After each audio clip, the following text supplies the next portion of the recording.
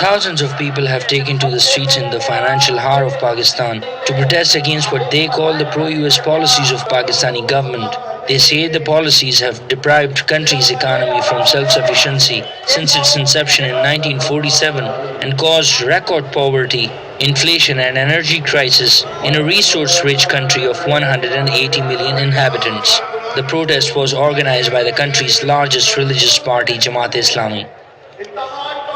Demonstrators behind me are gathered here to express their anger at what they call the pro-US policies of Pakistani government, which has brought the economy of Pakistan on the brink of collapse.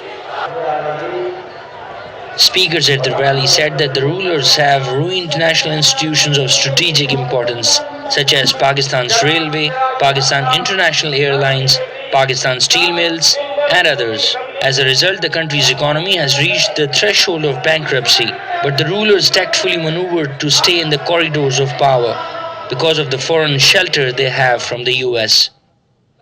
As a matter of fact, wherever Americans go as friends or as foes, they behave the same way. All the resources, material resources, are being hijacked by them. And they do not want that Pakistan and Iran should come closer with our economy. They do not want that Chinese should extend their hand of positive support and construction for Pakistan. Others said that Pakistan should not only defy US on Iran-Pakistan gas pipeline when it is in dire need of energy, but on all those issues where US comes in conflict with Pakistani interests. America has been always trying to pursue their foreign policy, which is against the interests of Pakistani people and the government of Pakistan. But our rulers and our president and prime minister and all other, they are towing the American policy because they are highly under the influence of American policies and they don't find out any way to come out from the American influence. According to experts, the rapid expansion of CNG stations, which consumes 11% of total gas in the last decade, has widened the gas demand-supply gap in the country. To fill this gap, Pakistan has stepped up work on its bilateral agreements with Iran, including implementation of Pak-Iran gas pipeline project, despite US threats. But when it will materialize, this project remains to be seen.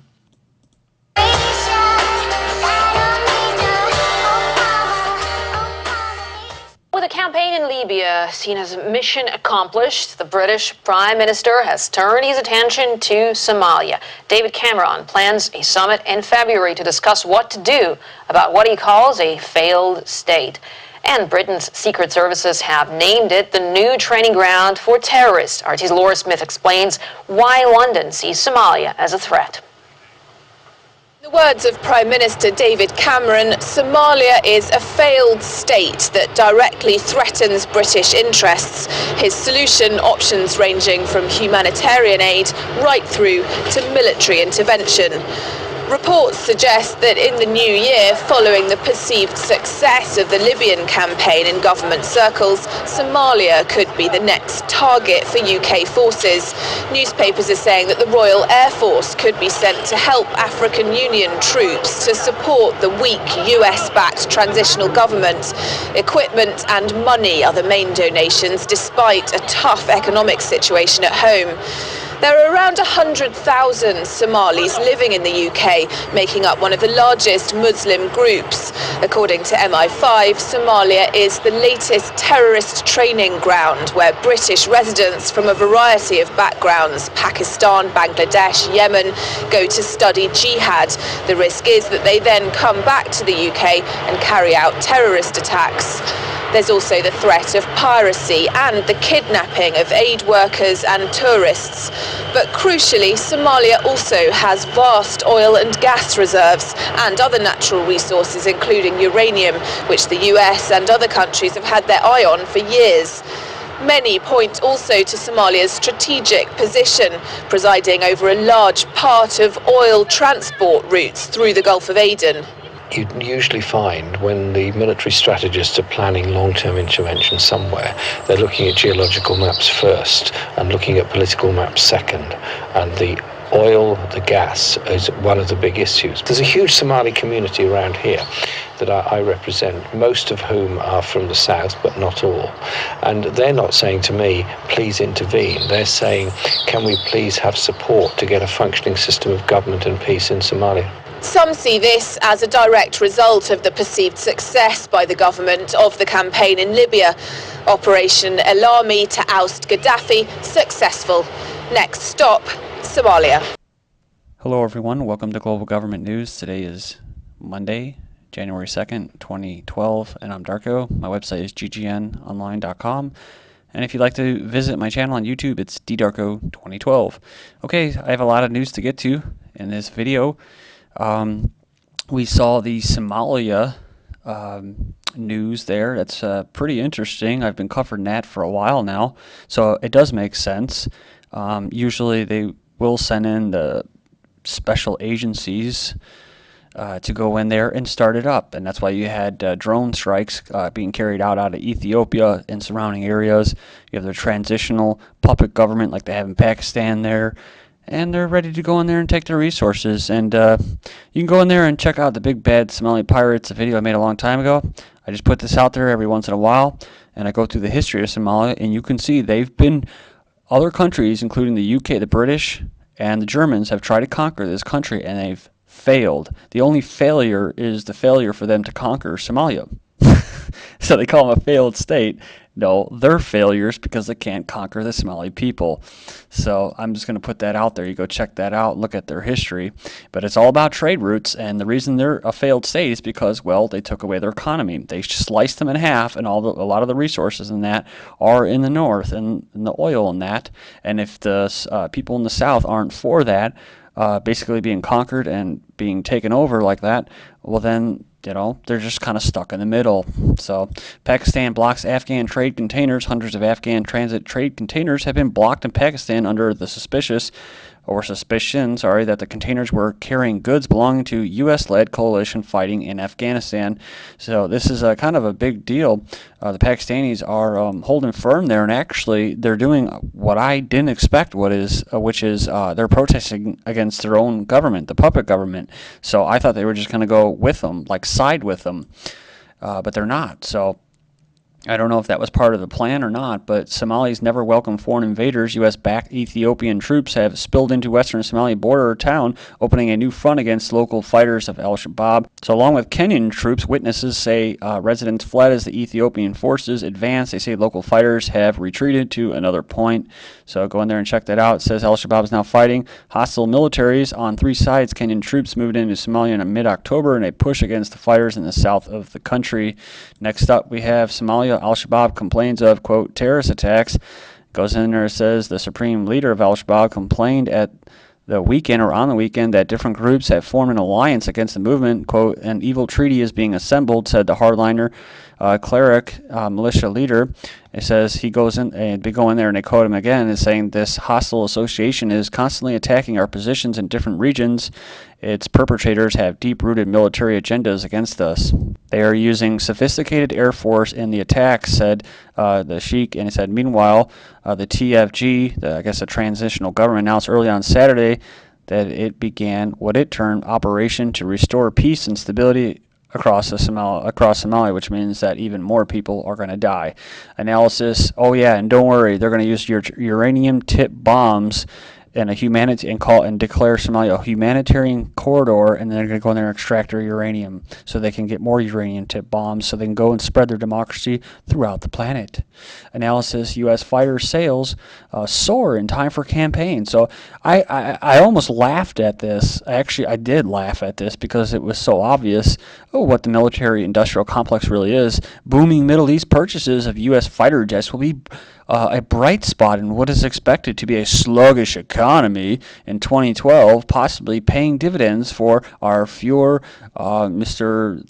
10 million different names, Obama, bid for a second term. So see, it's going to help out Obama's election campaign. We're going to sell fighter jets to all these pro-NATO, pro-West countries that are all for regime changes throughout the world, right? To overthrow sovereign nations. Peruvian prime minister quits, so that was a little fall of the dominoes because there were a lot of outside interests coming in there, trying to get these highways going through there. Basically tearing up the rainforest and that, and the Peruvians didn't like it. They've been protesting a lot. He stepped down. Now, Chilean minister resigns after protest, says resigned from the government. The second minister to have given up the post since the country's students' protest started in June seeking education reforms. Then look at this, wildfires devastating Chile National Park. So I don't know, but hey, maybe it's like Indonesia in that area. After Obama and Clinton visited there and basically said, you're with us, and basically, gave the middle finger to China, saying to back off the South China Sea. Then what happened? Oh, the people actually protested against Clinton when they were there, and against their, in the Philippines, the little military pact. And what happened in the Philippines? Oh, they got hit by like a big tsunami and got floods and a lot of people, so they're not really worried about that anymore. Now we have wildfires devastating the Chile National Park. I always like how they say wildfires. Because that insinuates what? That they're wild, that they weren't set. Says here, Exxon wins less than expected from Venezuela dispute. So, an arbitration panel has awarded U.S. oil giant Exxon $900 million in compensation for Venezuela's 2007 nationalization of its assets. And it goes here that it will go to state-led anti-poverty programs, and I guess Chavez is going to look at this as a win for Venezuela. It says here, U.S. stunned by 1981 Israeli strike on Iraq. UK files U.S. Defense Secretary Caspar Weinberger was left stunned by Israelis' airstrike on an Iraqi nuclear reactor in 1981, according to secret British files released on Friday. This is going to sound familiar, so deja vu. Israeli Prime Minister ordered the June 1981 raid amid fears that the Iraq dictator Saddam Hussein, who was basically in the pockets of Rumsfeld and Bush and all them, and supplied him with weapons to bomb the Kurds, and Iran was trying to build a nuclear weapon. So sounds like I said all over again. Muammar Gaddafi voted as Human Rights Hero of the Year, and this is for an online poll by Amnesty International USA. And what's interesting was that he originally was supposed to receive this before they invaded his country. Post-Gaddafi Libya, naked Neo-Imperialism, talking about the governments now of the West are beginning to reap the profits of their investments in Libya. But prior to that, Muammar Gaddafi oversaw one of Africa's most prosperous nations with an annual economic growth of 10%. And it goes on here talking about programs for social welfare, public health care, and education. Libya was viewed as a place of relative opportunity with numerous jobs for migrant workers from neighboring countries in the region. Gaddafi advocated the creation of an African Union with its own central bank and monetary fund and a gold dinar currency, a move that would directly threaten the financial oligarchy of the Franco-Anglo-American powers that funded his demise. So we have Libyan military foil plot by Gaddafi loyalists to blow up Tripoli's power grid on New Year's Eve. 9 men caught with explosives. Said they also accused of trying to relaunch a former leader's official TV station. Apparently they were caught with explosives bought from the free market. Black market. Next up we have South Korea offers North talks. So this is kind of creepy now. Leader possibly assassinated. Now, we want to talk. North Korea calls for human shields to protect new leader. Ooh, the human shields. Well, that sounds familiar, doesn't it? The SS, the USSS. See? Like that? The protector guard, the Stufenstaffel. Chinese regime executes 12 people in one day. And one of these poor souls was sentenced to death for bombing a local tax office. And I can only imagine why. Chinese, Russian, and I don't condone it. I'm just saying some people are pushed to the edge where they feel as though they have no options but to commit violence. I'm not condoning violence. I'm just saying that when people are in that situation, they tend to do things like that. China-Russia oil pipeline sees 1-year anniversary of cooperation. The oil had been transported into China. Russia oil production hits post-Soviet high, so that's why. So the corporation United States and its associates, i.e. citizens, you better get ready for your new owners here. They're coming to collect. The Chinese army recruits assembles for training. Look at that. They're doing some cold weather training. This is GGN, and I'm Darko. Thank you.